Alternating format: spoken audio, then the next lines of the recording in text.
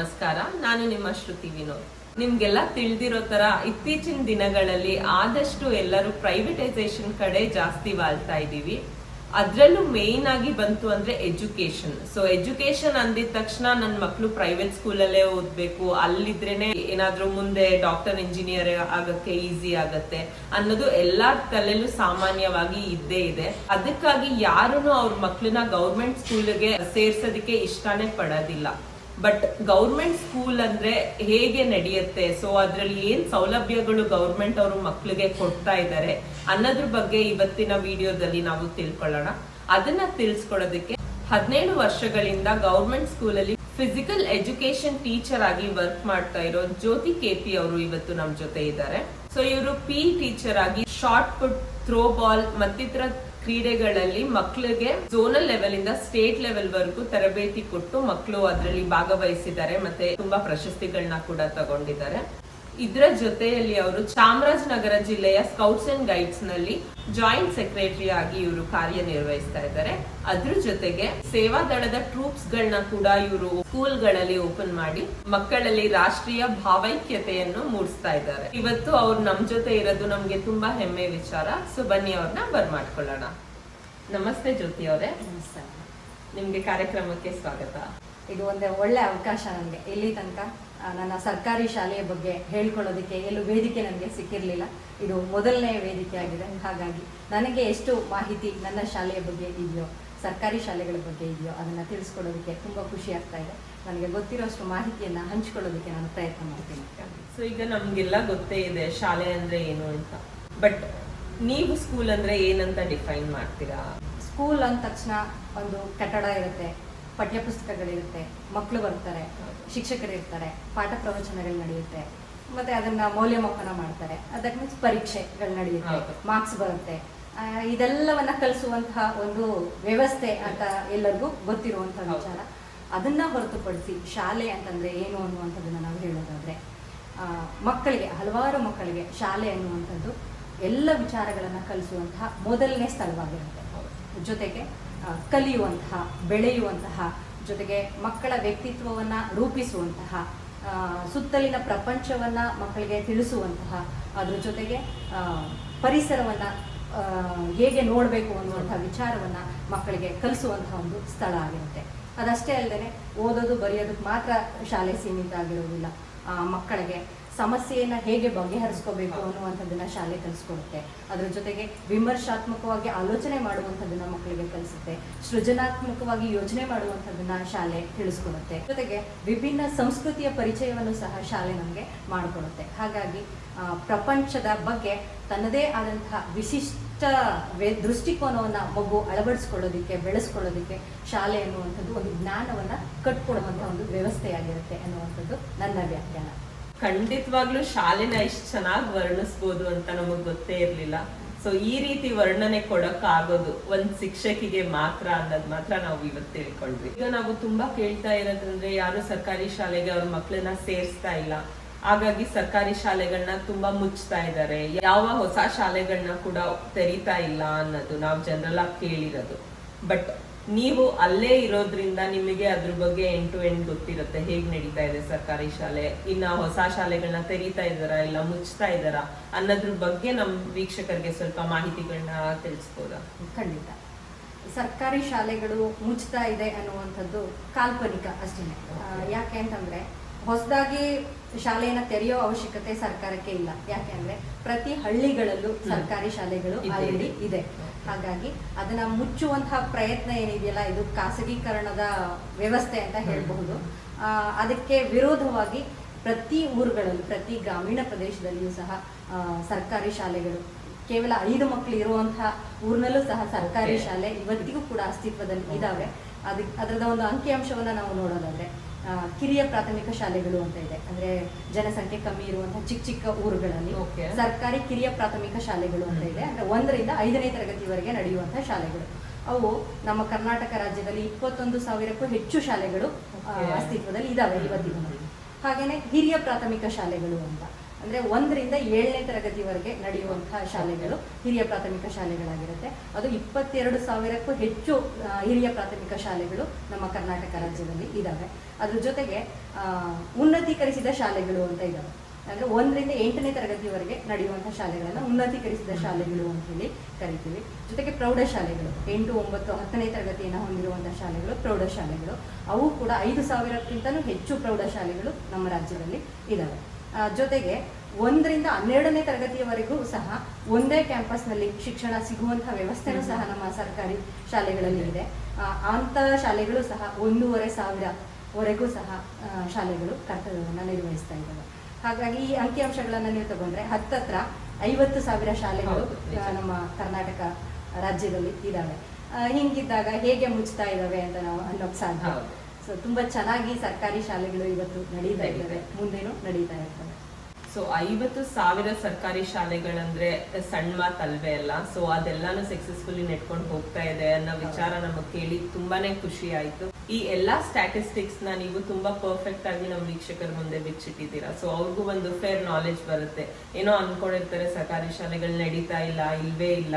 So ಆ ಭ್ರಮೆಯಿಂದ ಅವರು ಕೂಡ ಹೊರಗಡೆ ಬರೋದಕ್ಕೆ ಸಹಾಯ ಆಯ್ತು ನೀವು ಕೊಟ್ಟಿದ್ದ ಇನ್ಫಾರ್ಮೇಶನ್. ಸರ್ಕಾರಿ ಶಾಲೆಗಳಲ್ಲಿ ಮಕ್ಕಳಿಗೆ ಯಾವ ರೀತಿ ಸೌಲಭ್ಯಗಳನ್ನ ಕೊಡ್ತಾ ಇದ್ದಾರೆ, ಅದನ್ನ ಮಕ್ಕಳು ಉಪಯೋಗಿಸ್ಕೊಂತಾ ಇದ್ದಾರೆ. ಸೊ ಅದ್ರ ಬಗ್ಗೆ ಒಂದ್ ಸ್ವಲ್ಪ ಹೆಚ್ಚಿನ ಮಾಹಿತಿಗಳನ್ನ ಕೊಡ್ತೀರಾ ಜೊತೆ?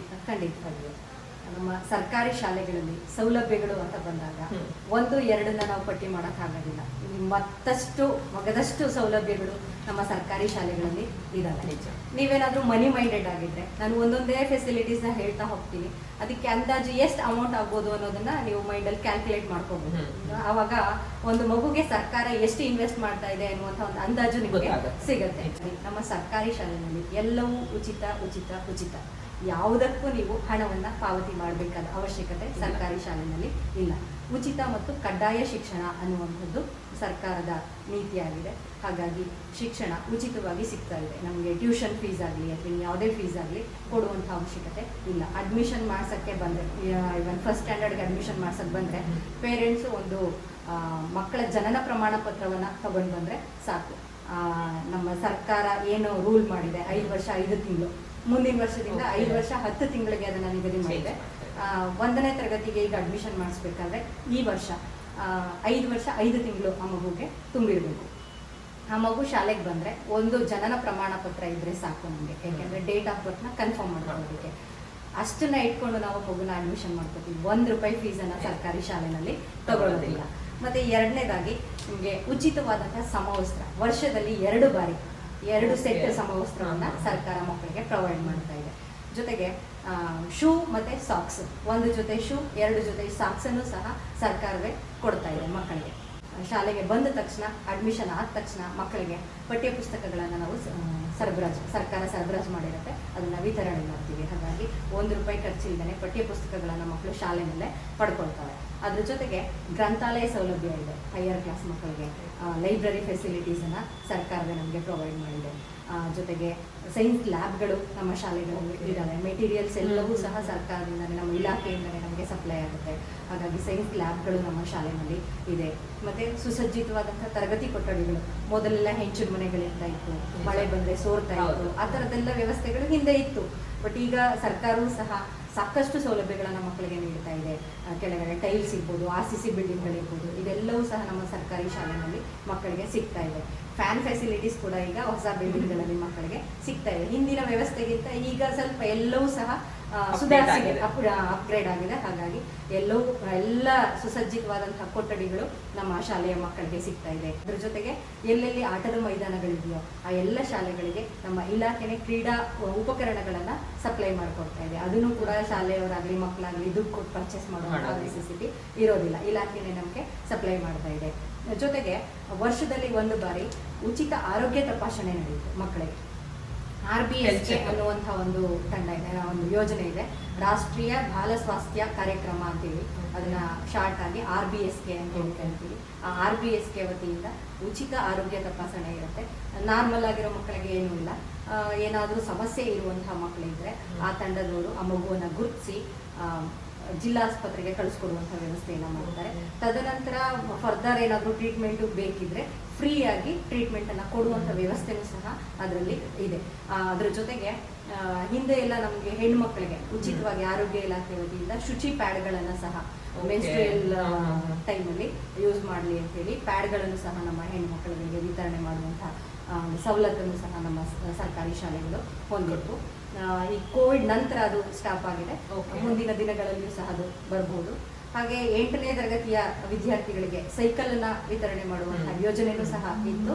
ಈಗ ಅದು ತಡೆ ಆಗಿದೆ. ಮುಂದಿನ ದಿನಗಳಲ್ಲಿ ಕೊಡ್ತೀವಿ ಅಂತ ಹೇಳಿ ಈಗ ಸರ್ಕಾರ ಹೇಳ್ತಾ ಇದೆ. ನೋಡೋಣ. 8ನೇ ತರಗತಿ ಅಂದ್ರೆ ದೂರದ ಊರುಗಳಿಂದ 1ರಿಂದ 7ನೇ ತರಗತಿ ತನಕ ಅದೇ ಊರುಗಳಲ್ಲಿ ಶಾಲೆ ಇರ್ತಾ ಇತ್ತು. ಹಾಗಾಗಿ ವಾಕಬಲ್ ಡಿಸ್ಟೆನ್ಸ್ ಇಂದ ಮಕ್ಕಳು ಬರ್ತಾ ಇದ್ರು.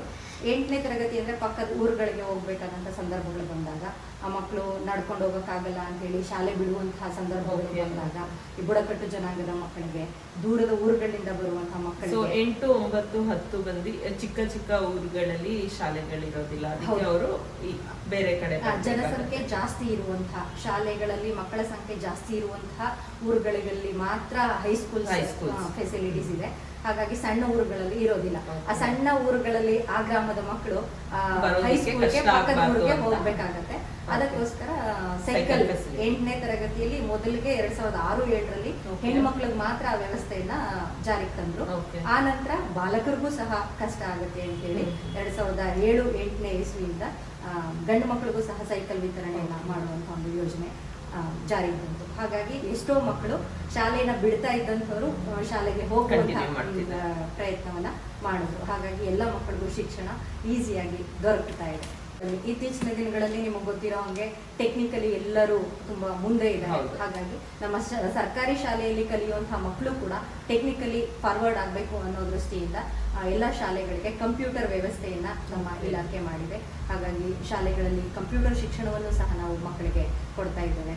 ಜೊತೆಗೆ ವಾರದಲ್ಲಿ ಒಂದು ಪೀರಿಯಡ್ ಮೌಲ್ಯ ಶಿಕ್ಷಣ ಅಂತ ಹೇಳಿ ಅಳವಡಿಕೆ ಮಾಡ್ಕೊಂಡಿದ್ದೀವಿ ಶಾಲಾ ವೇಳಾಪಟ್ಟಿನಲ್ಲಿ. ಮೌಲ್ಯ ಶಿಕ್ಷಣವನ್ನ ಮಕ್ಕಳಿಗೆ ಕಲಿಸುವಂಥದ್ದು ಇತ್ತೀಚಿನ ದಿನಗಳಲ್ಲಿ ತುಂಬಾ ಅವಶ್ಯಕತೆ ಇದೆ. ಯಾಕೆ ಅಂದ್ರೆ ಬರೀ ಪಠ್ಯ ಪುಸ್ತಕಗಳಿಗೆ ಸೀಮಿತವಾಗೋದು, ಮಾರ್ಕ್ಸ್ಗೆ ಸೀಮಿತವಾಗೋದು, ಇದನ್ನ ಹೊರತುಪಡಿಸಿ ಸಮಾಜದ ಜೊತೆ ನಾವು ಹೇಗೆ ಬೆರಿಬೇಕು ಅನ್ನುವಂಥದ್ದನ್ನ ಮಕ್ಕಳಿಗೆ ಕಲಿಸ್ಕೊಡುವಂಥದ್ದು, ನೀತಿಕತೆಗಳನ್ನ ಹೇಳುವಂಥದ್ದು ಇದು ತುಂಬಾ ಅವಶ್ಯಕತೆ ಇದೆ. ಹಾಗಾಗಿ ಆ ಮಕ್ಕಳಿಗೆ ಮೌಲ್ಯ ಶಿಕ್ಷಣವನ್ನು ಸಹ ನಾವು ಶಾಲೆಯಲ್ಲಿ ನೀಡ್ತಾ ಇದ್ದೇವೆ. ಅದರೆಲ್ಲದರ ಜೊತೆಗೆ ಅಕ್ಷರ ಫೌಂಡೇಶನ್ ಅಂತ NGO ಕಡೆಯಿಂದ ಗಣಿತಕ್ಕೆ ಸಂಬಂಧಪಟ್ಟಂಗೆ ಕಿಟ್ಗಳನ್ನ ಸಪ್ಲೈ ಮಾಡ್ತಾರೆ. ಮೆಟೀರಿಯಲ್ಸ್ ಅದನ್ನ ಯೂಸ್ ಮಾಡಿ ಮಕ್ಕಳಿಗೆ ಪಾಠ ಪ್ರವಚನಗಳನ್ನ ಮಾಡ್ತೀವಿ. ಮಕ್ಕಳು ಈಸಿಯಾಗಿ ಲೆಕ್ಕಗಳನ್ನ ಕಲಿಯುವಂತ ವ್ಯವಸ್ಥೆ ಅದರಿಂದ ಸಾಧ್ಯ ಆಗುತ್ತೆ. ಎಲ್ಲ ಸವಲತ್ತುಗಳ ಜೊತೆಗೆ ಮುಖ್ಯವಾಗಿ ಮಕ್ಕಳಿಗೆ ಅಕ್ಷರ ದಾಸೋಹ ಅನ್ನುವಂತ ಹೆಸರಿನಲ್ಲಿ ಬಿಸಿಯೂಟ ಯೋಜನೆಯನ್ನ ಜಾರಿಗೆ ತಂದಿದೆ. ಪ್ರತಿದಿನ ಮಕ್ಕಳಿಗೆ 12:45 ಸರಿಯಾಗಿ ಬಿಸಿಯೂಟವನ್ನ ಸಪ್ಲೈ ಮಾಡುವಂತ ಅನ್ನ ಸಾಂಬಾರು, ಗೋಧಿ ಉಪ್ಪಿಟ್ಟು, ಗೋಧಿನೂ ಸಹ ಚೇಂಜ್ ಆಗ್ತಾ ಇದೆ. ಮೆನುನ ಕೊಟ್ಟಿದೆ ಒಂದು ವಾರ ಪೂರ್ತಿ. ಮೆನು ಪ್ರಕಾರ ನಾವು ಮಕ್ಕಳಿಗೆ ಅಡುಗೆಯನ್ನ ಮಾಡಿ ಬಡಿಸುವಂತಹ ವ್ಯವಸ್ಥೆನೂ ಸಹ ಇದೆ. ಅದ್ರ ಜೊತೆಗೆ ವಾರದಲ್ಲಿ 5 ದಿನ ಕ್ಷೀರ ಭಾಗ್ಯ ಯೋಜನೆ ಅಂತ ಹೇಳಿ ಹಾಲನ್ನ ಕೊಡುವಂತಹ ವ್ಯವಸ್ಥೆ. ಮಕ್ಕಳು ಪೌಷ್ಟಿಕ ಆಹಾರದ ಒಂದು ಸೌಲಭ್ಯದಿಂದ ವಂಚಿತರಾಗಿದ್ದಾರೆ. ಮಕ್ಕಳಿಗೆ ಸರಿಯಾದ ಆಹಾರ ಸಿಗ್ತಾ ಇಲ್ಲ, ಸಮತೋಲನ ಆಹಾರ ಸಿಗ್ತಾ ಇಲ್ಲ ಅನ್ನುವಂಥದ್ದನ್ನ ಮನಗಂಡು 5 ದಿನಗಳ ಮೊದಲು 3 ದಿನ ಪ್ರಾಯೋಗಿಕವಾಗಿ ಕೊಟ್ಟು ಆನಂತರ 5 ದಿನಕ್ಕೆ ಅದನ್ನ ಎಕ್ಸ್ಟೆಂಡ್ ಮಾಡಿದ್ದಾರೆ. ಸೋಮವಾರದಿಂದ ಶುಕ್ರವಾರ ತನಕ ಕ್ಷೀರಭಾಗ್ಯ ಯೋಜನೆಯನ್ನು ಸಹ ನಾವು ಕೊಡ್ತಾ ಇದ್ದೀವಿ. 150 ml ಪ್ರತಿ ಮಗುಗೆ 150 ml ಹಾಲನ್ನ ಪ್ರತಿದಿನ ಕೊಡ್ತಾ ಇದ್ದೀವಿ. ಅದ್ರ ಜೊತೆಗೆ ಇನ್ನೂ ಕೂಡ ಅಪೌಷ್ಟಿಕತೆ ಮಕ್ಕಳಲ್ಲಿ ತಾಂಡವಾಡ್ತಾ ಇದೆ ಅನ್ನುವಂತಹ ಕಾರಣವನ್ನ ಇಟ್ಕೊಂಡು ಮಕ್ಕಳಿಗೆ ಬಾಳೆಹಣ್ಣು, ಮೊಟ್ಟೆ ಅಥವಾ ಚಕ್ಕೆ ಈ 3ರಲ್ಲಿ ಯಾವುದನ್ನಾದ್ರೂ ಒಂದನ್ನ ವಿತರಣೆ ಮಾಡುವಂತಹ ವ್ಯವಸ್ಥೆನೂ ಸಹ ಈಗ ಜಾರಿಗೆ ಬಂದಿದೆ. ಸೊ ತಿಂಗಳಲ್ಲಿ 8 ದಿನ ಅದನ್ನ ನಾವು ಮಕ್ಕಳಿಗೆ ಕೊಡ್ಬೇಕಾಗುತ್ತೆ. ಸೊ ಆವಾಗ ವಾರದಲ್ಲಿ 2 ದಿನ ಅದನ್ನ ಮಕ್ಕಳಿಗೆ ಯಾರು ಬಾಳೆಹಣ್ಣು ತಿಂತಾರೋ ಬಾಳೆಹಣ್ಣು ತಿಂತಾರೆ, ಬಾಳೆಹಣ್ಣನ್ನು ತಿಂದೇ ಇರೋ ಮಕ್ಕಳು ಮೊಟ್ಟೆ ತಿಂತಾರೆ, ಮೊಟ್ಟೆ ತಿಂದೇ ಇರೋ ಮಕ್ಕಳು ಕಡಲೆ ಚಕ್ಕೆ ತಿನ್ನುವಂತ ವ್ಯವಸ್ಥೆ ಇದೆ. ಹಾಗಾಗಿ ಯಾರು ಏನನ್ನ ಕೇಳ್ತಾರೋ ಅದ್ರ ತಕ್ಕಂಗೆ ನಾವು ಅದನ್ನ ಪೂರೈಕೆ ಮಾಡುವಂಥದ್ದನ್ನ ಮಾಡ್ತಾ ಇದ್ದೇವೆ. ಮಕ್ಕಳ ಹಾಜರಾತಿಯನ್ನ ಹೆಚ್ಚಿಸುವ ಸಲುವಾಗಿ ಸರ್ಕಾರ ಎಲ್ಲ ಸವಲತ್ತುಗಳನ್ನ ಮಕ್ಕಳಿಗೆ ಕೊಡ್ತಾ ಇದೆ. ಸೊ ಇಷ್ಟೆಲ್ಲ ಯೋಜನೆಗಳನ್ನ ಗೌರ್ಮೆಂಟ್ ಕೊಡ್ತಾ ಇದೆ ಒಂದೊಂದು ಮಗುವಿನ ಸಲುವಾಗಿ. ಸೊ ಅವ್ರ ಹೆಲ್ತ್ ವೈಸ್ ಇರ್ಬೋದು, ಇಲ್ಲ ಎಜುಕೇಶನ್ ವೈಸ್ ಇರ್ಬೋದು, ಕಂಪ್ಲೀಟ್ ಆಗಿ ಇಂಪ್ರೂವ್ ಆಗ್ಬೇಕು, ಎಲ್ಲ ಮಕ್ಳು ತರ ಆ ಮಕ್ಳು ಇರ್ಬೇಕು ಅನ್ನೋ ಸಲುವಾಗಿ. ಆದ್ರೆ ಇದಿಷ್ಟು ಫೆಸಿಲಿಟೀಸ್ ಆ ಮಗುಗೆ ದೊರಕ್ತಾ ಇದೆಯಾ ಅಂತ ಗೌರ್ಮೆಂಟ್ ಹೇಗೆ ಎನ್ಶ್ಯೂರ್ ಮಾಡುತ್ತೆ? ಯಾಕಂದ್ರೆ ನಾವು ತುಂಬಾ ಕಡೆ ಕೇಳಿದೀವಿ, ಎಲ್ಲ ಕೊಡ್ತಾರೆ ಅಂತ ಹೇಳ್ತಾರೆ, ಬಟ್ ಸ್ಕೂಲ್ಗೆ ಹೋದಾಗ ಎಷ್ಟೊಂದು ಫೆಸಿಲಿಟೀಸ್ ಮಗುಗೆ ಸಿಗಲ್ಲ ಅಂತ. ಸೊ ಅದನ್ನ ಹೇಗೆ ಗೌರ್ಮೆಂಟ್ ಎನ್ಶ್ಯೂರ್ ಮಾಡುತ್ತೆ ಜ್ಯೋತಿ ಅವರೇ? ಸೊ ಅದಕ್ಕೆ ಏನಾದ್ರೂ ಒಂದು ಪ್ರಾಸೆಸ್ ಇದೆಯಾ? ಅದೇನಾದ್ರೂ ಇದ್ರೆ ನಮ್ಮ ವೀಕ್ಷಕರಿಗೆ ತಿಳಿಸ್ಕೊಡ್ತೀರಾ? ಖಂಡಿತವಾಗಿಯೂ ಇದೆ. ಸರ್ಕಾರಿ ಶಾಲೆಗಳಲ್ಲಿ ಏನೆಲ್ಲ ಫೆಸಿಲಿಟೀಸ್ ಇದೆಯೋ ಅದು ಸರಿಯಾಗಿ ಮಕ್ಕಳಿಗೆ ತಲುಪಲ್ಲ ಅನ್ನುವಂಥ ತಪ್ಪು ಕಲ್ಪನೆ ಜನರಲ್ಲಿ ಖಂಡಿತವಾಗಿಯೂ ಇದೆ. ಆದರೆ ನಮ್ಮ ಸರ್ಕಾರಿ ಶಾಲೆಯಲ್ಲಿ ಇಲಾಖೆ ಅದಕ್ಕೆ ಆದಂತಹ ಅಧಿಕಾರಿಗಳನ್ನು ನೇಮಕ ಮಾಡಿದೆ. ದಕ್ಷ ಅಧಿಕಾರಿಗಳ ತಂಡವೇ ನಮ್ಮ ಇಲಾಖೆನಲ್ಲಿ ಕೆಲಸವನ್ನ ನಿರ್ವಹಿಸ್ತಾ ಇದ್ದಾರೆ.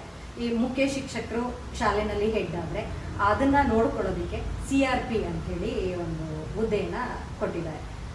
ಕ್ಲಸ್ಟರ್ ಒಂದು 10ರಿಂದ 15 ಶಾಲೆಗಳನ್ನ ಸೇರಿಸಿ ಕ್ಲಸ್ಟರ್ ಅಂತ ಮಾಡಿರ್ತಾರೆ. ಅದರ ಸಂಪೂರ್ಣ ಜವಾಬ್ದಾರಿಯನ್ನ CRPಗಳು ಎಲ್ಲ ಸ್ಕೂಲ್ಗಳಲ್ಲಿ ಎಲ್ಲವೂ ಸಮರ್ಪಕವಾಗಿ ನಡೀತಾ ಇದೆಯಾ ಅನ್ನೋಂಥದ್ದನ್ನ ನೋಡ್ಕೊಳ್ಳೋದಕ್ಕೆ CRPಗಳಿರ್ತಾರೆ. ಆ CRPಗಳನ್ನ ನೋಡ್ಕೊಳ್ಳೋದಕ್ಕೆ ಅವರ ಮೇಲಿನ ಅಧಿಕಾರಿಗಳು BRPಗಳು ಅಂತ ಇರ್ತಾರೆ. ಸೊ ಆ BRPಗಳ ಕೆಲಸ ಕಾರ್ಯಗಳನ್ನ ನೋಡೋದಕ್ಕೆ BRC ಅಂತ ಇರ್ತಾರೆ. ಅವರೆಲ್ಲರ ಮೇಲೆ BOಗಳು ಬರ್ತಾರೆ, ಕ್ಷೇತ್ರ ಶಿಕ್ಷಣಾಧಿಕಾರಿ ಅಂತ ಹೇಳ್ತೀವಿ. BOಗಳು ಇದ್ದಾರೆ. ಅವರ ಮೇಲಧಿಕಾರಿಗಳಾಗಿ DDPIಗಳು, ಉಪನಿರ್ದೇಶಕರುಗಳು ಇರ್ತಾರೆ. ಸೊ ಎಲ್ಲರೂ ಸಹ ಈ ಎಲ್ಲ ಸವಲತ್ತುಗಳು ಮಕ್ಕಳಿಗೆ ಸಮರ್ಪಕವಾಗಿ ತಲುಪ್ತಾ ಇದೆಯಾ ಅನ್ನುವಂಥದ್ದನ್ನ ಪ್ರತಿ ಹಂತದಲ್ಲೂ ಸಹ ವೀಕ್ಷಣೆ ಮಾಡ್ತಾ ಇರ್ತಾರೆ. ಅದರದೇ ಆದಂತಹ ವರದಿಗಳನ್ನು ನಾವು ಇಲಾಖೆಗೆ ಸಬ್ಮಿಟ್ ಮಾಡಬೇಕಾಗುತ್ತೆ.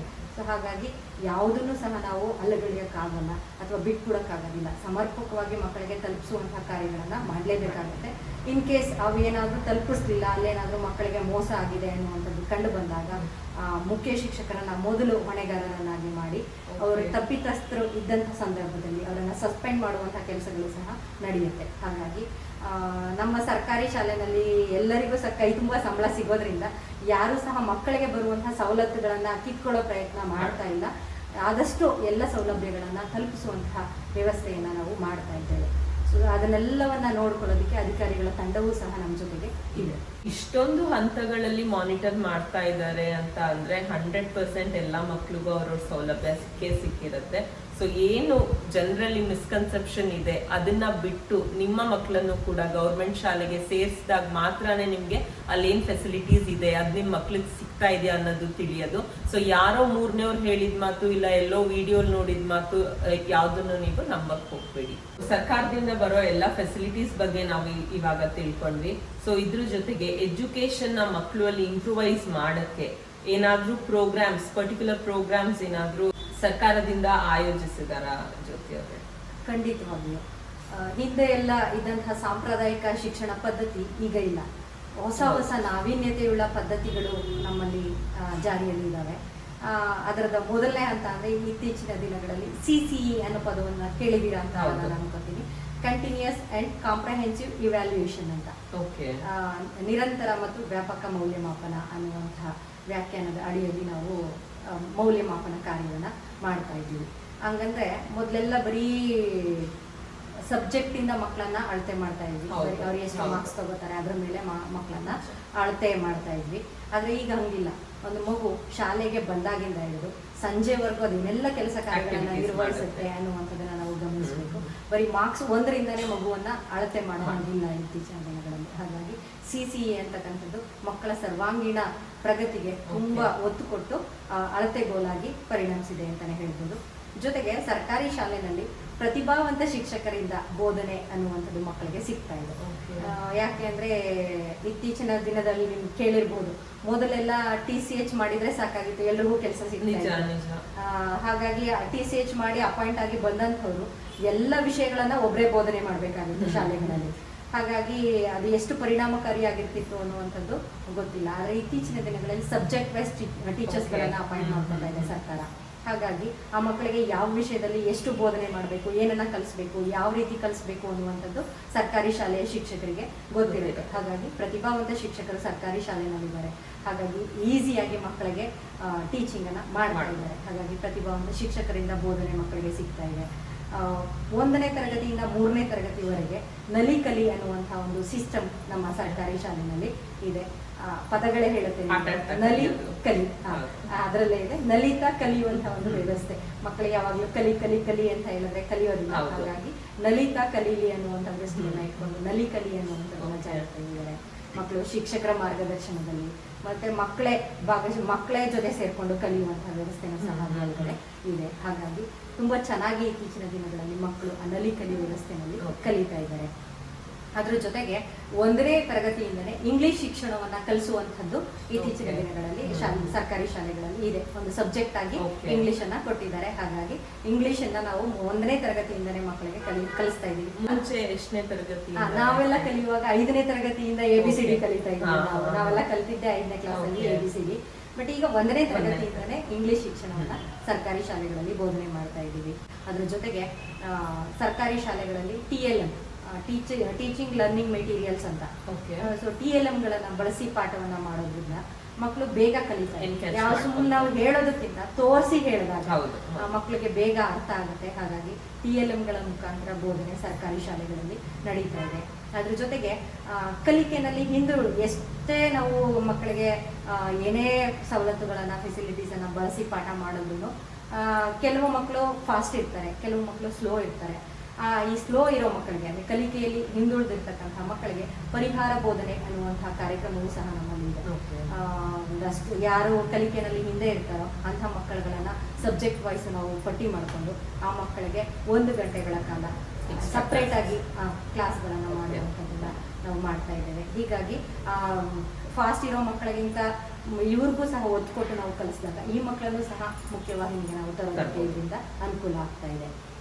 ಅದ್ರ ಜೊತೆಗೆ ಮೊದಲೇ ಹೇಳ್ದಂಗೆ ಟೆಕ್ನಿಕಲಿ ಮಕ್ಕಳು ಫಾಸ್ಟ್ ಆಗಬೇಕು ಅನ್ನೋ ಕಾರಣಕ್ಕೆ ನಮ್ಮ ಸರ್ಕಾರಿ ಶಾಲೆಗಳಲ್ಲೂ ಸಹ ಪ್ರೊಜೆಕ್ಟರ್ಗಳನ್ನ ಬಳಸಿ ಪಾಠ ಬೋಧನೆಯನ್ನ ಮಾಡ್ತಾ ಇದ್ದೇವೆ. ಪ್ರೊಜೆಕ್ಟರ್ ಸೌಲಭ್ಯವನ್ನು ಸರ್ಕಾರ ನಮಗೆ ಕೊಟ್ಟಿದೆ. ಅದ್ರ ಜೊತೆಗೆ ಈಗ ಕೆಲವೇ ತಿಂಗಳುಗಳಿಂದ ಹಿಂದೆ ಟ್ಯಾಬ್ಗಳನ್ನ ವಿತರಣೆ ಮಾಡ್ತಾರೆ. ಒಂದು ಶಾಲೆಗೆ 2 ಟ್ಯಾಬ್ಗಳನ್ನ ಕೊಟ್ಟು ಟ್ಯಾಬ್ಗಳ ಮುಖಾಂತರವೂ ಸಹ ಮಕ್ಕಳಿಗೆ ಶಿಕ್ಷಣ ದೊರಕೋ ರೀತಿಯಲ್ಲಿ ಮಾಡ್ತಾ ಇದೆ. ಇದರಿಂದ ಮಕ್ಕಳನ್ನ ನಾವು ಅಟ್ರಾಕ್ಟ್ ಮಾಡೋದಕ್ಕೆ ಸಾಧ್ಯ ಆಗ್ತಾ ಇದೆ. ಜೊತೆಗೆ ಮಕ್ಕಳ ಹಾಜರಾತಿ ಹೆಚ್ಚಾಗ್ತಾ ಇದೆ. ಇವನ್ನೆಲ್ಲ ನಾವಿನ್ಯ ಪದ್ಧತಿಗಳನ್ನ ನಾವು ಅಳವಡಿಸಿಕೊಂಡಾಗ ಮಕ್ಕಳು ಹೆಚ್ಚೆಚ್ಚಾಗಿ ಶಾಲೆಗೆ ಬರ್ತಾ ಇದ್ದಾರೆ, ಅಟೆಂಡೆನ್ಸ್ ಜಾಸ್ತಿ ಇದೆ, ಆಬ್ಸೆಂಟೀಸ್ ಕಡಿಮೆ ಆಗ್ತಾ ಇದ್ದಾರೆ. ಹಾಗಾಗಿ ಮಕ್ಕಳಿಗೆ ಟೀಚರ್ಸ್ ಮೇಲೆ ಜೊತೆಗೆ ಟೀಚಿಂಗ್ ಮೆಥಡ್ಗಳ ಮೇಲೆ ಆಸಕ್ತಿ ಬರ್ತಾ ಇದೆ. ಹಾಗಾಗಿ ಕಲಿಕೆನಲ್ಲೂ ಸಹ ಅವರು ಉತ್ಸಾಹವನ್ನ ತೋರ್ತಾ ಇದ್ದಾರೆ. ತುಂಬಾ ಚೆನ್ನಾಗಿ ಮಕ್ಕಳು ಕಲಿತಾ ಇದ್ದಾರೆ. ಹಾಗಾಗಿ ಕಲಿಕೆಯಲ್ಲಿ ಇಷ್ಟೆಲ್ಲ ವ್ಯವಸ್ಥೆ ಫೆಸಿಲಿಟೀಸ್ ನಮ್ಮ ಮಕ್ಕಳಿಗೆ ದೊರಕ್ತಾ ಇದೆ. ಇಷ್ಟೆಲ್ಲ ಎಜುಕೇಶನ್ ಪ್ರೋಗ್ರಾಮ್ ಕೊಡ್ತಾ ಇದ್ದಾರೆ ಅಂತ ಅಂದ್ರೆ ಯಾವುದೇ ಪ್ರೈವೇಟ್ ಸ್ಕೂಲ್ಗಳಿಗೆ ಇದು ಕಮ್ಮಿ ಅಂತೂ ಇಲ್ಲ. ಸೊ ನನ್ ವೈಯಕ್ತಿಕವಾಗಿ ಹೇಳ್ಬೇಕಂದ್ರೆ ಒಂದ್ ಹೆಜ್ಜೆ ಮುಂದೆನೆ ಇದೆ ಗೌರ್ಮೆಂಟ್ ಸ್ಕೂಲ್ಗಳು ಅಂತ ಹೇಳ್ಬೋದು. ಎಜುಕೇಶನ್ ಪ್ರೋಗ್ರಾಮ್ ಇರ್ಬೋದು, ಇಲ್ಲ ಗೌರ್ಮೆಂಟ್ ಬೇಸಿಕ್ ಫೆಸಿಲಿಟೀಸ್ ಏನ್ ಬೇಕು ಒಂದ್ ಮಗು ಆ ಶಾಲೆಗೆ ಬರ್ಬೇಕಂದ್ರೆ ಅದನ್ನ ಕಂಪ್ಲೀಟ್ ಆಗಿ ಅನಲೈಸ್ ಮಾಡಿ ಏನೇನ್ ಬೇಕು ಪ್ರತಿಯೊಂದು ಕೊಟ್ಟಿದ್ದಾರೆ ಅನ್ನೋದು ನಮಗ್ ಗೊತ್ತಾಯ್ತು.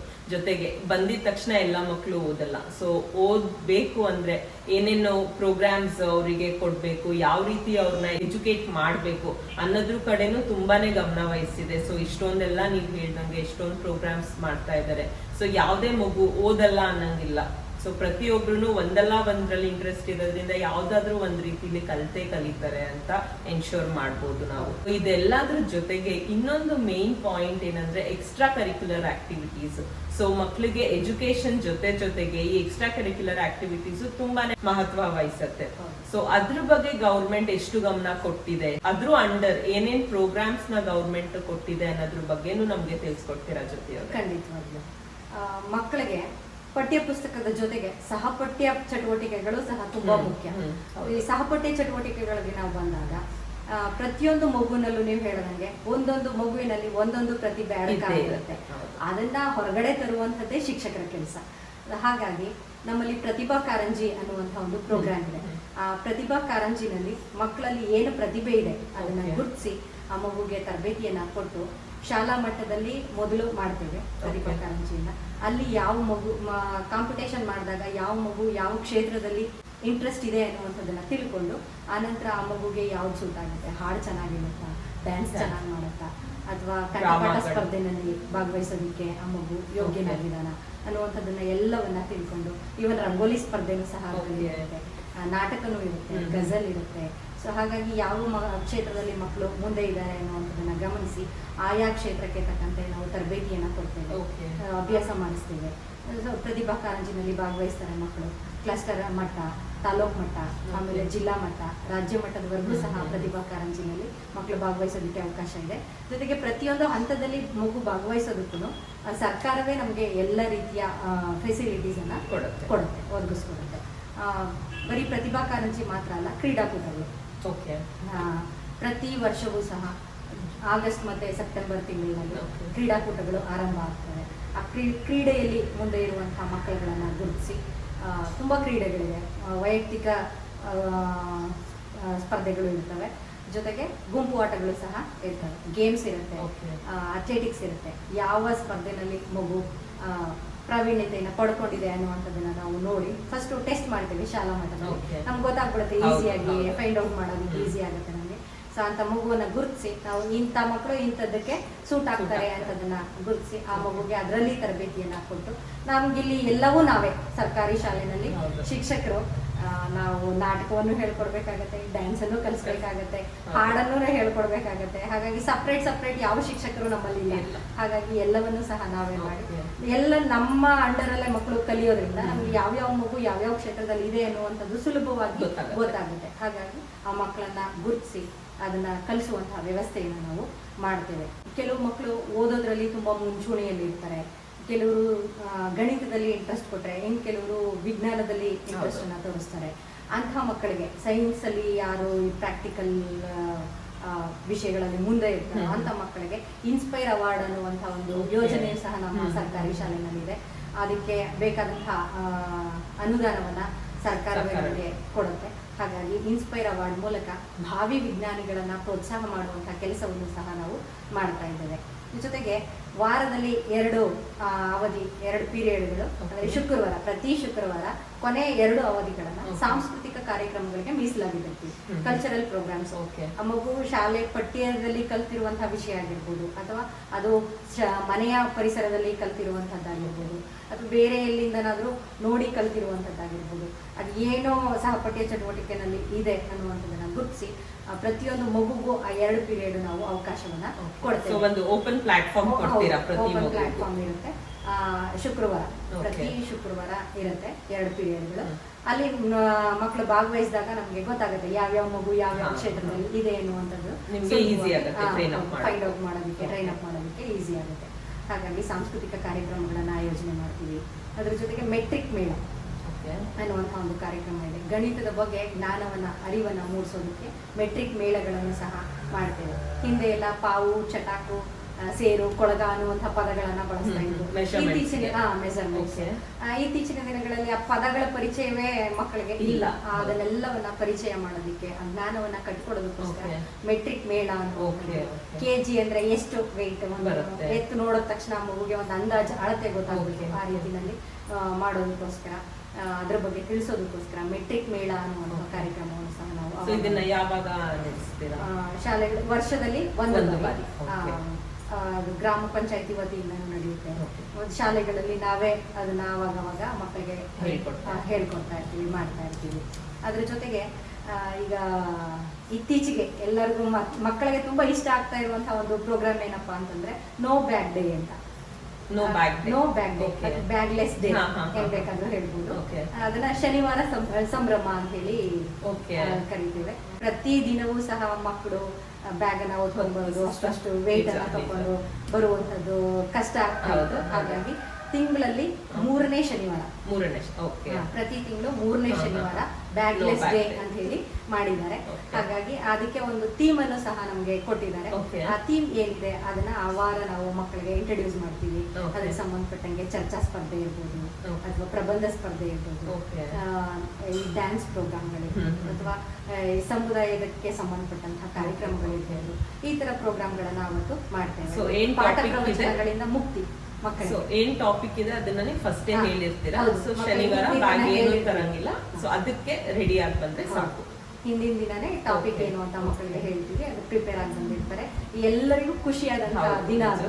ಹಾಗಾಗಿ ಮಕ್ಕಳು ತುಂಬಾ ಖುಷಿಯಾಗಿ ಆಸಕ್ತಿಯಿಂದ ಅದರಲ್ಲಿ ಭಾಗವಹಿಸ್ತಾರೆ. ತುಂಬಾ ಚೆನ್ನಾಗಿ ಕಲಿತವೆ ಕೂಡ. ಏನ್ ವಿಷಯ ಇರುತ್ತೋ ಅದನ್ನ ಚರ್ಚೆ ಮಾಡಿ ಅಂತ ಕೊಟ್ಟಾಗ ನಮ್ಗಿಂತ ಚೆನ್ನಾಗಿ ಮಕ್ಕಳು, ನಮ್ಮ 6-7ನೇ ತರಗತಿಯ ಮಕ್ಕಳು ನಮ್ಗಿಂತ ಚೆನ್ನಾಗಿ ಅದನ್ನ ಚರ್ಚೆ ಮಾಡ್ತಾರೆ. ಪರ ವಿರೋಧ ಎಲ್ಲವೂ ಸಹ ಮಾಡಿ ಆ ಮಕ್ಕಳಿಂದನೂ ಸಹ ನಾವು ವಿಷಯವನ್ನ ತಿಳ್ಕೊಳ್ಳುವಷ್ಟು ಮಟ್ಟಿಗೆ ಇತ್ತೀಚಿನ ದಿನಗಳಲ್ಲಿ ಮಕ್ಕಳು ಚಟುವಟಿಕೆಗಳಲ್ಲಿ ಭಾಗವಹಿಸ್ತಾ ಇದ್ದಾರೆ. ಎಕ್ಸ್ಟ್ರಾ ಕರಿಕ್ಯುಲರ್ ಆಕ್ಟಿವಿಟೀಸ್ನು ಸಹ ಇಷ್ಟೊಂದು ಅವರು ಯೋಚನೆ ಮಾಡಿ ಇಷ್ಟೊಂದು ಟೈಪ್ಸ್ ಅಲ್ಲಿ ಅವರಿಗೆ ಎಂಕರೇಜ್ ಮಾಡ್ತಾ ಇದ್ದಾರೆ ಗವರ್ಮೆಂಟ್.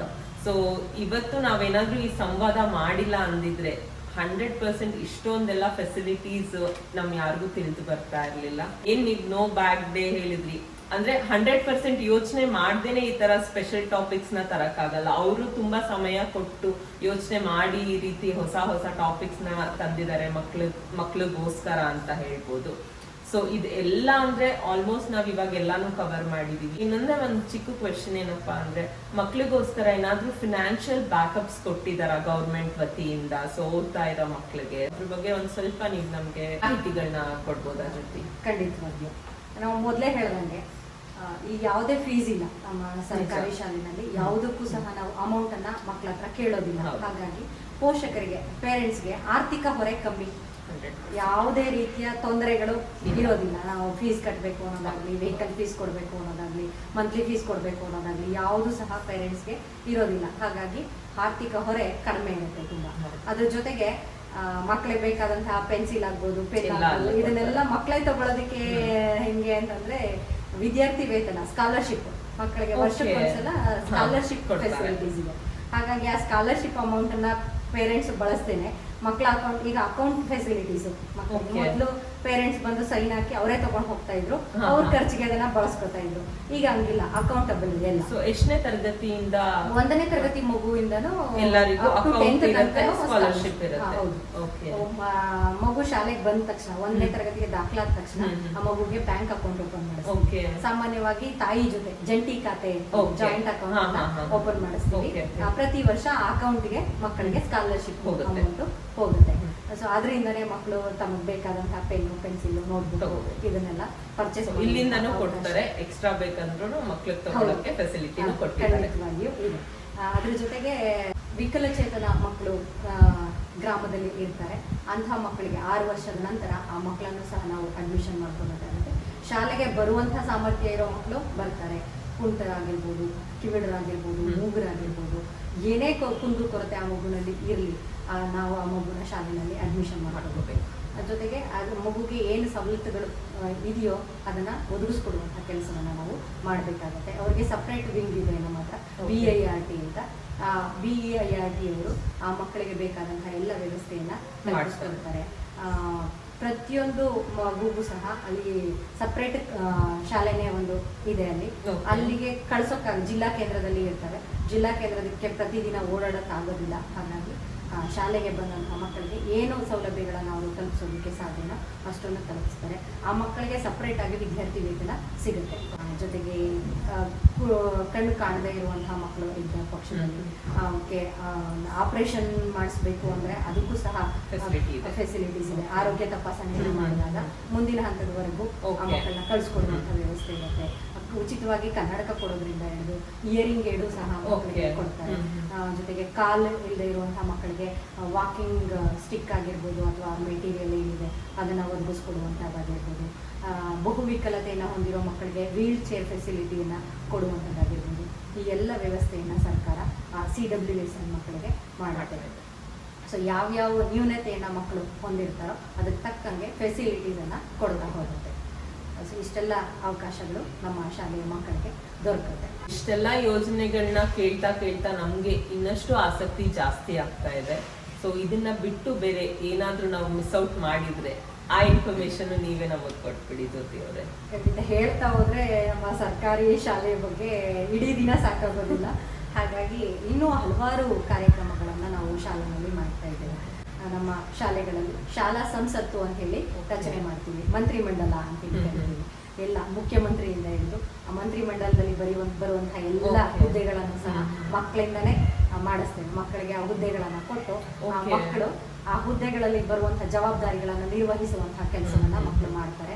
ಜೊತೆಗೆ ಅಲ್ಲಿ ಒಂದು ವಿರೋಧ ಪಕ್ಷದ ನಾಯಕರನ್ನು ಸಹ ನಾವು ಆಯ್ಕೆ ಮಾಡಿರ್ತೇವೆ.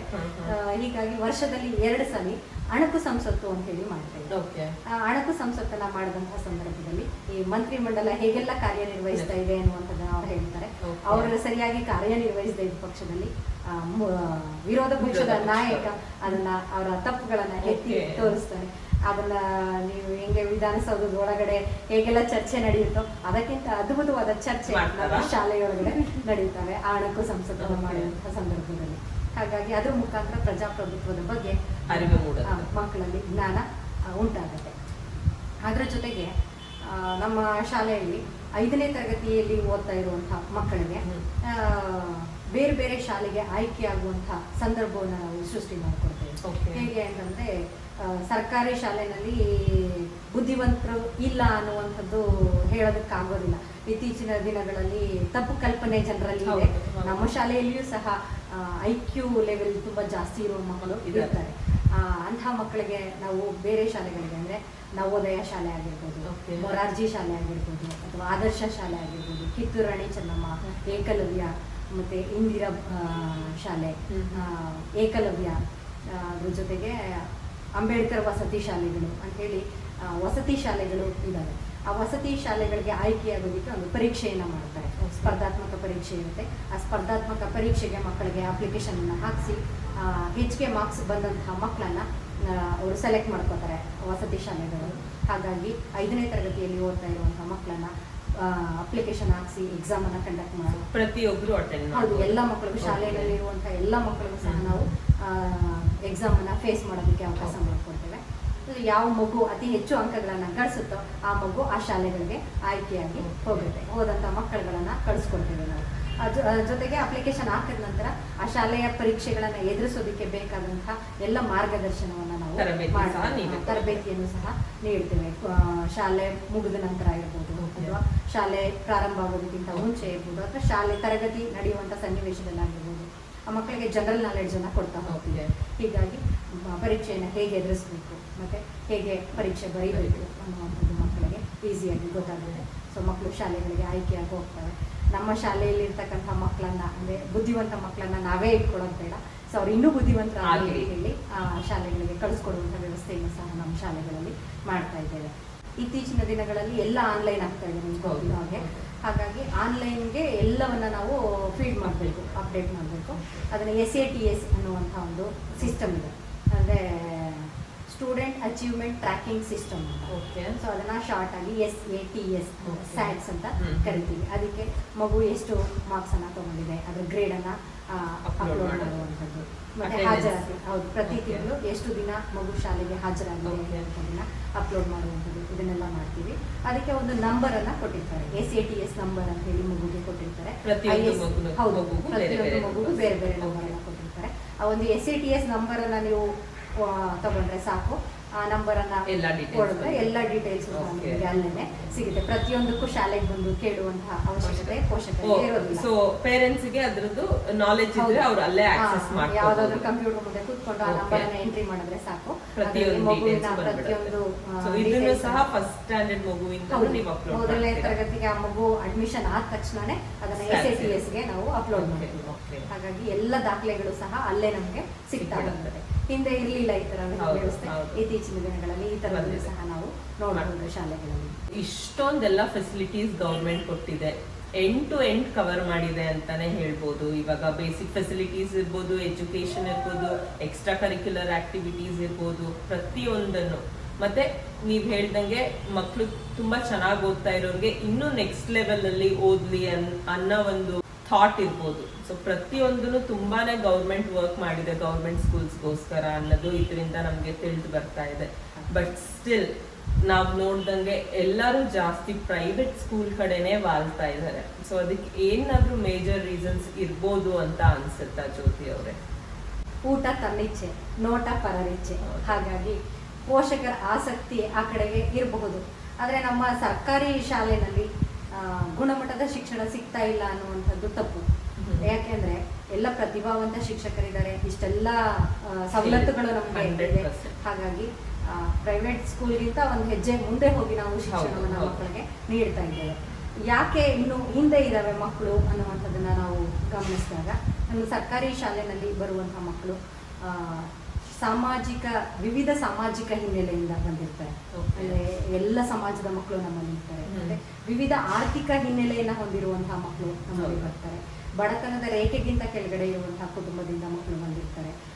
ಜೊತೆಗೆ ನಾಗರಿಕತೆಯ ಅರಿವೇ ಇಲ್ಲದೆ ಇರುವಂತಹ ಪ್ರದೇಶದಿಂದಲೂ ಸಹ ಮಕ್ಕಳು ನಮ್ಮ ಸರ್ಕಾರಿ ಶಾಲೆಗಳಿಗೆ ಬರ್ತಾರೆ.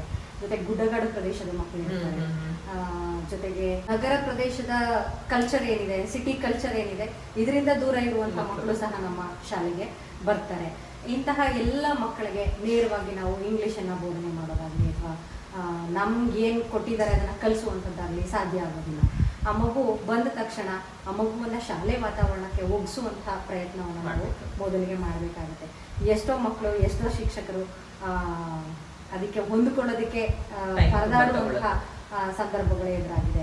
ಉದಾಹರಣೆಗೆ ನಮ್ಮ ಶಾಲೆನಲ್ಲೇ ಒಂದು ಮಗು 1ನೇ ತರಗತಿಗೆ ಸೇರಿದಂತಹ ಮಗು ಶಿಕ್ಷಕಿಗೆ ಕಪಾಳು ಕೊಡದಿರುವಂತಹ ಸನ್ನಿವೇಶವು ಸಹ. ಯಾಕೆಂದ್ರೆ ಆ ಮಗು ಶಾಲೆಗೆ ಬಂದಾಗ ಇವರು ಶಿಕ್ಷಕಿ, ನಾನು ಅವ್ರ ಮೇಲೆ ಕೈ ಮಾಡಬಾರ್ದು ಅನ್ನುವಂತಹ ಜ್ಞಾನ ಇರೋದಿಲ್ಲ ಆ ಮಗುಗೆ. ಅದೇನ್ ಮನೆಯಲ್ಲಿ ಹೇಗೆ ಬೆಳೆದಿರುತ್ತೋ ಅದೇ ರೀತಿ ಶಾಲೆಗೆ ಬಂದಿರುತ್ತೆ. ಮೊದಲು ಆ ಮಗುವನ್ನ ಒಂದು ಮನುಷ್ಯನನ್ನಾಗಿ ಪರಿವರ್ತನೆ ಮಾಡುವಂತಹ ದೊಡ್ಡ ಸವಾಲು ನಮ್ಮ ಶಿಕ್ಷಕರಿಗೆ ಬರುತ್ತೆ. ಹಾಗಾಗಿ ಮಕ್ಕಳನ್ನ ನಾವು ಮೊದಲು ಶಾಲೆಯ ವಾತಾವರಣಕ್ಕೆ ಒಗ್ಗಿಸ್ತೀವಿ, ನಂತರ ಕಲಿಕೆಯಲ್ಲಿ ಆ ಮಕ್ಕಳನ್ನ ತೊಡಗಿಸ್ತೀವಿ. ಹಾಗಾಗಿ ಅಂತ ಮಕ್ಕಳಿಗೆ ನೇರವಾಗಿ ನಾವು ವಾಟ್ ಇಸ್ ಯುವರ್ ನೇಮ್ ಅಂದ್ರೆ ಆ ಮಗು ಹೇಳಕ್ ಬರಲ್ಲ.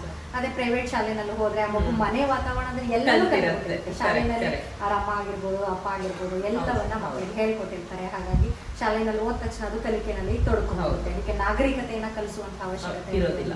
ಆದ್ರೆ ನಮ್ಮ ಸರ್ಕಾರಿ ಶಾಲೆಗೆ ಬರುವ ಮಕ್ಕಳಿಗೆ ಮೊದಲು ನಾವು ನಾಗರಿಕತೆಯನ್ನ ಕಲಿಸಬೇಕಾಗುತ್ತೆ. ಅದು ಹೇಗೆ ಕೂತ್ಕೊಳ್ಬೇಕು, ನಿಂತ್ಕೊಳ್ಬೇಕು, ಹೌದು ಖಂಡಿತ. ಮತ್ತೆ ಶಿಸ್ತು ಮಕ್ಕಳಿಗೆ ಮೇನು ಶಿಸ್ತು ಇರೋದಿಲ್ಲ, ತಲೆನೇ ಬಚ್ಚೋದಿಲ್ಲ, ಮುಖ ಸೋಪ್ ಹಾಕಿ ಮುಖ ತೊಳೆಯೋದಿಲ್ಲ. ಇಂಥ ಮಕ್ಕಳೆಲ್ಲ ನಮ್ಮ ಶಾಲೆಗೆ ಬರ್ತಾರೆ. ಹಾಗಾಗಿ ಮೊದಲು ನಾವು ಅದನ್ನೆಲ್ಲವನ್ನ ಮಕ್ಕಳಿಗೆ ಕಲಿಸುವಂತಹ ಕೆಲಸವನ್ನ ಮಾಡ್ತೀವಿ. ಆನಂತರ ಪಾಠ ಪ್ರವಚನಗಳು, ಕಲಿಕೆ, ಪರೀಕ್ಷೆ ಇದೆಲ್ಲ ಮಕ್ಕಳಿಗೆ ಕೊಡ್ತಾ ಹೋಗ್ತೀವಿ. ಇಂಥ ವಾತಾವರಣದಿಂದ ಬಂದಂತಹ ಮಕ್ಕಳು ಕಲಿಕೆಯಲ್ಲಿ ಉಳಿತಾರೆ. ಅದೇ ಕಾರಣ ಏನು ಅಂತಂದ್ರೆ ಮಕ್ಕಳುಗಳಿಗೆ ಮನೆಯಲ್ಲಿ ಹೇಳ್ಕೊಡುವಂತಹ ಪೋಷಕರು ಇರೋದಿಲ್ಲ. ಈಗ 1ನೇ ತರಗತಿಗೆ ನಾವು ಇಂಗ್ಲಿಷ್ ಕಲಿಸಿದಾಗ ಆ ಇಂಗ್ಲಿಷನ್ನ ABCDನಾಗ್ಲಿ ಅಥವಾ ಒಂದು ವರ್ಡ್ಸ್ ಆಗಲಿ ಹೇಳ್ಕೊಡುವಂತಹ ಪೋಷಕರು ಇರೋದಿಲ್ಲ. ಅಂದ್ರೆ ಅನಕ್ಷರಸ್ಥ ಪೋಷಕರು ಮನೆಯಲ್ಲಿ ಇರ್ತಾರೆ, ಎಜುಕೇಶನ್ ಇರೋದಿಲ್ಲ. ಹಾಗಾಗಿ ನಾವು ಶಾಲೆಯಲ್ಲಿ ಏನು ಕಲಿಸ್ತೀವಿ ಅಷ್ಟೇ ಮಕ್ಕಳು ಕಲಿಯೋದಕ್ಕೆ ಸಾಧ್ಯ.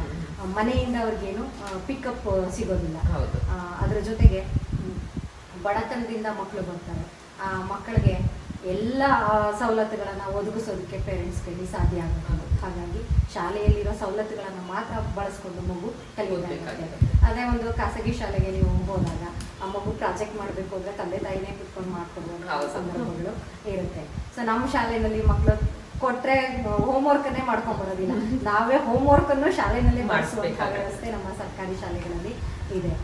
ಹಾಗಾಗಿ ಮಕ್ಕಳು ಹಲವಾರು ಸಾಮಾಜಿಕ ಹಿನ್ನೆಲೆಯಲ್ಲಿ ಬರುವಂಥವರು, ಬಡತನದ ರೇಖೆಗಿಂತ ಕೆಳಗಡೆ ಇರುವಂತಹ ಮಕ್ಕಳು ನಮ್ಮ ಶಾಲೆಯಲ್ಲಿ ಬರೋದ್ರಿಂದ, ಕೂಲಿಯನ್ನು ಮಾಡುವಂಥ ಮನೆಗಳಿಂದ ಮಕ್ಕಳು ಬರೋದ್ರಿಂದ ಅವು ಏಕಾಏಕಿ ನಾವು ಎಲ್ಲವನ್ನ ಮಕ್ಕಳಿಗೆ ಕಲಿಸೋದಕ್ಕೆ ಸಾಧ್ಯ ಆಗೋದಿಲ್ಲ. ಅದರಿಂದಾಗಿ ಕಲಿಕೆಯಲ್ಲಿ ಸ್ವಲ್ಪ ಹಿಂದುಳಿದಿರ್ತಾರೆ ಮಕ್ಕಳು. ಅದನ್ನ ಬಿಟ್ಟರೆ ಗುಣಮಟ್ಟದ ಶಿಕ್ಷಣ ಸಿಗ್ತಾ ಇಲ್ಲ ಅಂತ ಹೇಳೋದಕ್ಕಾಗೋದಿಲ್ಲ. ಈಗ ನಾನು ಹೇಳಿದೆ ಅವಾಗಲೇ ನವೋದಯ, ಆದರ್ಶ, ಮೊರಾರ್ಜಿ ಇಂಥ ಶಾಲೆಗಳಿಗೆಲ್ಲ ಮಕ್ಕಳು ಹೋಗ್ತಾರೆ ಅಂತ. ಹಾಗಾದ್ರೆ ಅವರಿಗೆ ಬೇರೆ ಶಿಕ್ಷಕರ ಪಾಠ ಮಾಡಿದ್ರ, ಈ ಮಕ್ಕಳಿಗೆ ಬೇರೆ ಶಿಕ್ಷಕರ ಪಾಠ ಮಾಡ್ತಾ ಇದ್ರ? ಇಲ್ಲ, ಖಂಡಿತವಾಗಿಯೂ ಒಂದೇ ಶಿಕ್ಷಕರು ಎಲ್ಲ ಮಕ್ಕಳಿಗೂ ಬೋಧನೆಯನ್ನ ಮಾಡ್ತಾ ಇರ್ತಾರೆ. ಆದರೆ ಮಕ್ಕಳ IQ ಲೆವೆಲ್ಗೆ ತಕ್ಕಂತೆ, ಅವರ ಸಾಮಾಜಿಕ ಹಿನ್ನೆಲೆಗೆ ತಕ್ಕಂತೆ ಮಕ್ಕಳು ಕಲಿತಾ ಹೋಗ್ತವೆ. ಹಾಗಾಗಿ ಕೆಲವು ಮಕ್ಕಳು ಫಾಸ್ಟ್ ಇರ್ತವೆ, ಕೆಲವು ಮಕ್ಕಳು ಸ್ಲೋ ಇರ್ತವೆ. ಆದರೆ ಅವ್ರೂ ನಾವು ಕಡೆಗಣಿಸೋದಿಲ್ಲ. ನಮ್ಮ ಶಿಕ್ಷಕರೊಬ್ರು ಹೇಳ್ತಾ ಇದ್ರು, ನಮ್ಮ ಶಾಲೆಯಲ್ಲಿ ಬರುವಂತಹ ಮಕ್ಕಳು ಕೆಲವರು ಎತ್ತುಗಳಾದ್ರೆ ಇನ್ನು ಕೆಲವರು ಎಮ್ಮೆಗಳು ಅಂತ. ಎತ್ತುಗಳು ಫಾಸ್ಟ್ ಆಗಿ ಹೋಗ್ತಾ ಇರ್ತವೆ, ಎಮ್ಮೆಗಳು ತುಂಬಾ ಸ್ಲೋ ಹೋಗ್ತಿರೋ ಹಂಗೆ ಅದು ರೂಟ್ ಗುಣ. ಹಾಗಾಗಿ ಎತ್ತುಗಳನ್ನ ಹೋಗೋಕ್ಕೂ ಬಿಡಬಾರ್ದು, ಎಮ್ಮೆಗಳನ್ನ ಎಳಕೋಬೇಕು. ಜೊತೆಗೆ ಎರಡೂ ಕೆಲಸವನ್ನ ಶಿಕ್ಷಕರ ಮಾಡಬೇಕು ಅಂತ ಹೇಳಿ ಹಾಗಾಗಿ ಎಲ್ಲ ಕೆಲಸವನ್ನ ಶಿಕ್ಷಕರು ಮಾಡ್ತಾ ಇದ್ದಾರೆ ಸರ್ಕಾರಿ ಶಾಲೆಗಳಲ್ಲಿ. ಮತ್ತೆ ಎಷ್ಟು ಸಾಧ್ಯವೋ ಅಷ್ಟು ಮಕ್ಕಳನ್ನ ಸರ್ವಾಂಗೀಣ ಅಭಿವೃದ್ಧಿಯನ್ನ ಮಾಡೋದಕ್ಕೆ ಪ್ರಯತ್ನ ಮಾಡ್ತಾ ಇದ್ದಾರೆ. ಹಾಗಾಗಿ ಸರ್ಕಾರಿ ಶಾಲೆಗಳಲ್ಲಿ ಇವತ್ತಿಗೂ ಗುಣಮಟ್ಟದ ಶಿಕ್ಷಣ, ಉನ್ನತವಾದ ಶಿಕ್ಷಣ ಖಂಡಿತವಾಗಿಯೂ ಸಿಗ್ತಾ ಇದೆ. ಎಲ್ಲ ಒಂದೋ ಎರಡೋ ಶಾಲೆಗಳಲ್ಲಿ ಅಲ್ಲಿನ ಸವಲತ್ತುಗಳಾಗಿರ್ಬೋದು ಅಥವಾ ಶಿಕ್ಷಕರಾಗಿರ್ಬೋದು ಏನೋ ಒಂದು ಕೊರತೆಯಿಂದಾಗಿ ಆ ಮಕ್ಕಳಿಗೆ ಈ ಸೌಲಭ್ಯಗಳೆಲ್ಲ ರೀಚ್ ಆಗದೇ ಇರಬಹುದು. 99% ನಾವು ಎಲ್ಲ ಸವಲತ್ತುಗಳನ್ನು ಮಕ್ಕಳಿಗೆ ತಲುಪಿಸ್ತಾ ಇದ್ದೇವೆ. ಎಲ್ಲ ರೀತಿಯ ಉತ್ತಮ ಗುಣಮಟ್ಟದ ಶಿಕ್ಷಣವನ್ನು ಶಾಲೆಯಲ್ಲಿ ಕೊಡ್ತಾ ಇದ್ದೇವೆ. ನಮ್ಮ ಸರ್ಕಾರಿ ಶಾಲೆಯಲ್ಲಿಯೂ ಸಹ ಬುದ್ಧಿವಂತ ಮಕ್ಕಳು ಇದ್ದಾರೆ, IQ ಲೆವೆಲ್ ಹೆಚ್ಚಾಗಿರುವಂಥ ಮಕ್ಕಳಿದ್ದಾರೆ. ಅದಕ್ಕೆ ಉದಾಹರಣೆ ನೀವು ನಿನ್ನೆ ಬಂದಂತಹ PUC ರಿಸಲ್ಟನ್ನು ನೋಡುವಾಗ ನಮ್ಮ ಸರ್ಕಾರಿ ಶಾಲೆ ಮಕ್ಕಳು 590ಕ್ಕಿಂತ ಹೆಚ್ಚು ಅಂಕಗಳನ್ನು ಪಡೆದಿರುವಂತಹ ಹಲವಾರು ಮಕ್ಕಳು ಸರ್ಕಾರಿ ಶಾಲೆಯ ಮಕ್ಕಳೇ ಆಗಿದ್ದಾರೆ. ಹಾಗಾಗಿ ಸರ್ಕಾರಿ ಶಾಲೆಯಲ್ಲಿ ಇವತ್ತಿಗೂ ಗುಣಮಟ್ಟದ ಶಿಕ್ಷಣ ಸಿಗ್ತಾ ಇದೆ. ಮತ್ತು ಗುಣಮಟ್ಟದ ಶಿಕ್ಷಣವನ್ನು ಕೊಡೋದಕ್ಕೆ ನಮ್ಮ ಸರ್ಕಾರ ಮತ್ತಷ್ಟು ಮಗದಷ್ಟು ಯೋಜನೆಗಳನ್ನು ಜಾರಿಗೆ ತರ್ತಾ ಇದೆ. SSC ಆಗಿರ್ಬೋದು, RMSA ಆಗಿರ್ಬೋದು, SSK ಆಗಿರ್ಬೋದು, ಎಲ್ಲ ಯೋಜನೆಗಳ ಮುಖಾಂತರ ಪ್ರಾಥಮಿಕ ಶಿಕ್ಷಣವನ್ನು, ಮಾಧ್ಯಮಿಕ ಶಿಕ್ಷಣವನ್ನು ಎಲ್ಲವನ್ನ ಮಕ್ಕಳಿಗೆ ಸರಿಯಾದ ರೀತಿಯಲ್ಲಿ ತಲುಪಿಸೋದಕ್ಕೆ ಒಂದೊಂದು ಯೋಜನೆಗಳನ್ನು ಪ್ರತಿ ವರ್ಷ ಜಾರಿಗೆ ತರುತ್ತೆ. ಅದರ ಮುಖಾಂತರ ನಾವು ಎಲ್ಲ ಶಿಕ್ಷಣವನ್ನು ಮಕ್ಕಳಿಗೆ ನೀಡೋದಕ್ಕೆ ಪ್ರಯತ್ನ ಮಾಡ್ತಾ ಇದ್ದೇವೆ. ಏನು ಸಿಟಿಲಿರೋ ಮಕ್ಕಳಿದ್ದಾರೆ ಅವ್ರಿಗೇನಾದ್ರೂ ಗೌರ್ಮೆಂಟ್ ಸ್ಕೂಲ್ಗೆ ಜಾಯಿನ್ ಮಾಡಿಸಿದ್ರೆ ಪೇರೆಂಟ್ಸ್, ಸೊ 100% ಅವ್ರಿಗೂ ಕೂಡ ಒಳ್ಳೆ ಎಜುಕೇಶನ್ ಸಿಗತ್ತೆ ಅಂತ ಹೇಳ್ತೀರಾ. ಹಳ್ಳಿಯಿಂದ ಆಗಿರ್ಬೋದು, ಬಡತನದಲ್ಲಿರೋರು, ಅದಕ್ಕಿಂತ ಕೆಳಗಡೆ ಇರೋರಿಗೆ ನೀವು ಇಷ್ಟು ಚೆನ್ನಾಗಿ ಓದಿಸ್ತಾ ಇದ್ದೀರಾ, ಇಷ್ಟು ಒಳ್ಳೆ ರಿಸಲ್ಟ್ ತರ್ತಾ ಇದ್ದೀರಾ ಅಂದ್ರೆ ಆಬ್ವಿಯಸ್ಲಿ ಮನೆಯಿಂದನೇ ಟ್ರೈನ್ ಅಪ್ ಆಗಿರೋ ಮಕ್ಕಳು ಏನಾದ್ರು ಗೌರ್ಮೆಂಟ್ ಸ್ಕೂಲ್ಸ್ಗೆ ಜಾಯಿನ್ ಆದರೆ 100% ರಿಸಲ್ಟ್ಸು ನೀವು ಕೊಡ್ತೀರಾ. ಮತ್ತೆ ಅವ್ರಿಗೂ ಕೂಡ ಪ್ರತಿಯೊಂದು ನಾಲೆಜ್ ಸಹ 100% ಸಿಗತ್ತೆ ಅಂತ ಹೇಳ್ಬೋದು. ಗೌರ್ಮೆಂಟ್ ಸ್ಕೂಲ್ ಅಂದಿದ ತಕ್ಷಣ ಯಾರ್ಯಾರಿಗೆ ಅಯ್ಯೋ ಗೌರ್ಮೆಂಟ್ ಸ್ಕೂಲಾ, ಇಲ್ಲಿಗೆ ಯಾಕೆ ನನ್ನ ಮಗುನ ಸೇರಿಸ್ಬೇಕು ಅನ್ನೋರು ಈ ವಿಡಿಯೋನ ಎಂಡ್ ಟು ಎಂಡ್ ನೋಡಿದ್ರೆ ನಿಮಗೆ ಗೊತ್ತಾಗುತ್ತೆ. ನೀವು ಯಾವುದೇ ಕಾರಣಕ್ಕೂ ನನ್ನ ಮಗುನ ಯಾಕಪ್ಪ ಗೌರ್ಮೆಂಟ್ ಸ್ಕೂಲ್ ಓದಿಸ್ಬೇಕು ಅನ್ನೋ ಕ್ವೆಶನ್ ಮಾರ್ಕ್ ಯಾರಿಗೂ ಬರೋದಿಲ್ಲ. ಸೊ ಪ್ರೈವೇಟ್ ಸ್ಕೂಲಲ್ಲಿ ಏನೇನು ಫೆಸಿಲಿಟಿ ಇದೆ ಅದಕ್ಕಿಂತ ಒಂದು ಪಟ್ಟು ಹೆಚ್ಚು ಫೆಸಿಲಿಟಿನೇ ಗೌರ್ಮೆಂಟ್ ಸ್ಕೂಲ್ ಅವರು ಎಂಡ್ ಟು ಎಂಡ್ ಪ್ರತಿಯೊಂದರಲ್ಲೂ ಕೊಡ್ತಾ ಇದ್ದಾರೆ ಅಂತ ಹೇಳ್ಬೋದು. ಪ್ರತಿಯೊಂದು ಇನ್ಫಾರ್ಮೇಶನ್ ನೀವು ನಮಗೆ ತಿಳಿಸ್ಕೊಟ್ಟಿದ್ದೀರಾ ಜೊತೆ, ಇದು ತುಂಬಾನೇ ಯೂಸ್ಫುಲ್ ವಿಡಿಯೋ ಆಗುತ್ತೆ ಪ್ರತಿಯೊಂದು ಪೇರೆಂಟ್ಸ್ಗೂ ಅಂತ ಹೇಳ್ಬೋದು. ನೀವು ನಿಮ್ಮ ಸ್ಕೂಲ್ ಟೈಮಲ್ಲಿ ಬಿಡುವು ಮಾಡ್ಕೊಂಡು ಬಂದು ಇಷ್ಟೆಲ್ಲ ಮಾಹಿತಿಗಳನ್ನ ನಮಗೆ ತಿಳಿಸ್ಕೊಟ್ಟಿದ್ದಕ್ಕೆ ತುಂಬಾ thanks Jyoti. Thank you very much. ಈ ಒಂದು ಅವಕಾಶವನ್ನು ಕೊಟ್ಟೋದಕ್ಕೆ ಮತ್ತು ಗೌರ್ಮೆಂಟ್ ಸ್ಕೂಲ್ಸ್ ಬಗ್ಗೆ ಮಾಹಿತಿಯನ್ನು ನೀಡೋದಕ್ಕೆ ಅವಕಾಶ ಮಾಡಿಕೊಟ್ಟಿದ್ದಕ್ಕಾಗಿ ನಿಮಗೆ ಮತ್ತು ನಿಮ್ಮ ತಂಡದವರಿಗೆ ತುಂಬುರುವೆ ಧನ್ಯವಾದಗಳನ್ನು ಅರ್ಪಿಸ್ತಾ ಇದ್ದೇನೆ. ನಮ್ಮೆಲ್ಲರ ಪರವಾಗಿ ನಿಮ್ಗೊಂದು ಕಿರುಕಾಣಿಕೆಯನ್ನು ನೀಡಲಿಕ್ಕೆ ನಮ್ಮ ಐಲೈಫ್ನ ಲೀಡ್ ಆದ ತೀರ್ಥ ಸ್ವಾಮಿ ಅವರು ನಮ್ಮ ಜೊತೆ ಇದ್ದಾರೆ. ಸೊ ಅವ್ರನ್ನ ಬರ್ಮಾಡ್ಕೊಳ್ಳೋಣ. ಜ್ಯೋತಿ, ಇದು ನಮ್ಮ ಲೇಡೀಸ್ ವಿಂಗ್ ಪರವಾಗಿ ನಿಮಗೆ. ಆ್ಯಕ್ಚುಲಿ ಇವತ್ತು ಟಾಪಿಕ್ ನನಗೆ ಪರ್ಸ್ನಲಿ ತುಂಬ it is very close to my heart. ಯಾಕಂದರೆ ನನ್ನ ತಂದೆ, ನನ್ನ ತಾಯಿ, ನನ್ನ ದೊಡ್ಡಮ್ಮ, ಮಾವ, ಅದೇ the whole entire family belongs to the teacher fraternity. ಅಂದರೆ ಲೋವರ್ ಪ್ರೈಮರಿ ಸ್ಕೂಲಿಂದ ಹಿಡಿದು ಕಾಲೇಜ್ ಲೆಕ್ಚರಿಂಗ್ ತನಕ ನನ್ನ ಫ್ಯಾಮಿಲಿನಲ್ಲಿ, ನಂದು ಇಡೀ ಫ್ಯಾಮಿಲಿನಲ್ಲಿ ಟೀಚರ್ಸ್ಗಳಿದ್ದಾರೆ, ಲೆಕ್ಚರರ್ಸ್ಗಳಿದ್ದಾರೆ. ಸೊ ದೋ ಅವರೆಲ್ಲರೂ ಇದ್ದರೂ ಕೂಡ ಇಷ್ಟೆಲ್ಲ ಫೆಸಿಲಿಟೀಸ್ಗಳಿದೆ ಅಂತ ನಾವು ಕೂತು ಡಿಸ್ಕಷನ್ ಮಾಡಿದೆ ತುಂಬ ಕಮ್ಮಿ. ಇವತ್ತು ನಿಮ್ಮ ಜೊತೆ ಮಾತಾಡಿದಾಗ ತಿಳ್ಕೊಂಡ್ವಿ ಇಷ್ಟೆಲ್ಲ ಫೆಸಿಲಿಟೀಸ್ ಗೌರ್ಮೆಂಟ್ ಸ್ಕೂಲ್ ಕೊಡ್ತಾ ಇದೆ ನಮ್ಮ ಮಕ್ಕಳಿಗೆ ಅಂತ. So it was totally it is worth watching and worth talking to you. Definitely ನಮ್ಮೆಲ್ಲ ವೀಕ್ಷಕರಿಗೆ ತುಂಬ ಹೆಲ್ಪ್ ಆಗುತ್ತೆ. ಸ್ಕೂಲ್ ಗೌರ್ಮೆಂಟ್ ಸ್ಕೂಲ್ ಅಂತ ಯಾರು ನಾವು ಬ್ಯಾಕ್ ಸ್ಟೆಪ್ ಮಾಡ್ತಾ ಇದ್ವಿ ಅವ್ರಿಗೆ ಇವತ್ತು ಒಂದು ಪ್ರೌಡ್ ಆಗಿ ಫೀಲ್ ಆಗೋಂಥ ಒಂದು ಮೊಮೆಂಟನ್ನು ನೀವು ತಂದುಕೊಟ್ಟಿದ್ದೀರಾ. Thanks a lot Jyothi. So ನಿಮ್ಗೆ ಯಾವಾಗಲೂ ನಾವು ಹೇಳೋದು ಶ್ರುತಿ ಯುವರ್ ಪ್ರೋ ಅಂತ. ಪಲ್ಸ್ನ ಅರ್ಥ ಮಾಡಿಕೊಂಡು ಬೇಕಾಗಿರುವಂಥ ಎಲ್ಲ ಮಾಹಿತಿಗಳನ್ನು ಆಚೆ ತರಿಸ್ತೀರಾ. So thanks a lot for you also.